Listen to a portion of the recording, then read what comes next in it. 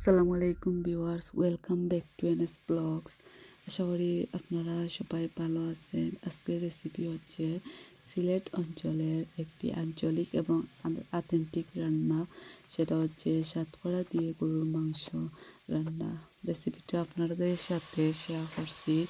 তো প্রথমে ফ্রেশ একটা সাতকরা নিলাম। তো এইটা বাংলাদেশি সাতকরা, নর্মালি সাতকরা। আর সাতকরা আর এক বয়েল করি, কোনো সময় দেখা যায় তিতা বা ভিজে না। তো এই সাতকরা আমি লবণ দিয়া 5 থেকে 10 মিনিট মাখাইয়া রাখছি, তিতা থাকলে যাইব গি।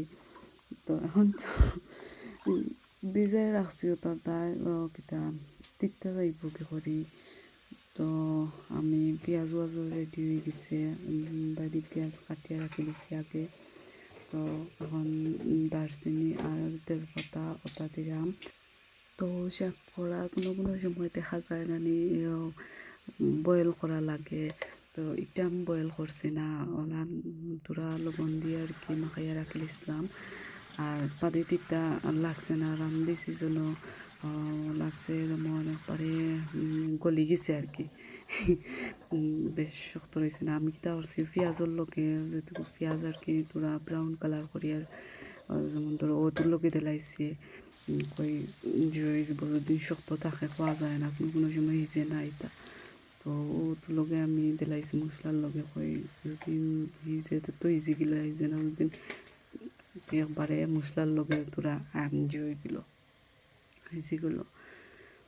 তো এখন আমি পাঁচফোড়ন আর এলাচি ওটা গুঁড়া দিছি। তো লবণ স্বাদ মতো দিছি, আপনারা জেলা খান দিবা আর কি। বেশি দিলেও তিতা হয়ে যায় লবণ। তো দেখতে পারলাম আমি মাংস অ্যাড করে নিলাম। আর বিশেষ করে বাংলাদেশি জিনিস তো এত মজা লাগছে, দেশে থাকতে সাতকরা দিই গরুর মাংস দিই আসলে খাইতাম ভালো লাগতো। আর এই দেশে আইসি মন্ত্রীবেলা বেশি খাওয়া করে না। তো যেটুকু রান্ধি আর কি এটুকু একবারে মজা করে খাই। তো আর আমি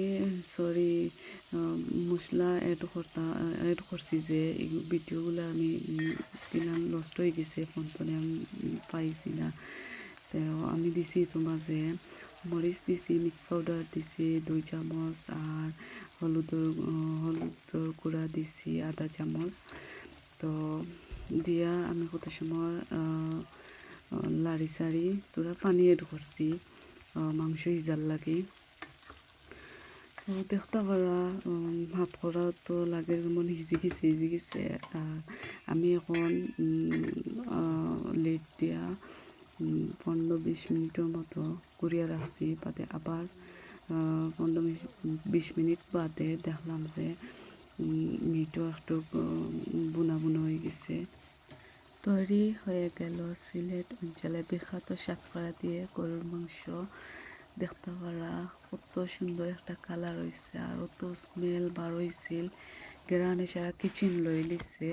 আজকের এই রান্নাটা আপনাদের কাছে ভালো লাগে থাকলে অবশ্যই একটা লাইক দিবেন। আর আমার রেসিপিটা আপনাদের কাছে ভালো লাগে থাকে এবং নতুন রেসিপি পেতে আমার চ্যানেলটারে সাবস্ক্রাইব করুন। এখন এই পর্যন্ত আপনারা ভালো থাকুন, সুস্থ থাকুন, আর আমার সবসময় সাপোর্ট করবা। থ্যাংক ইউ, আসসালামু আলাইকুম, আল্লাহ হাফেজ।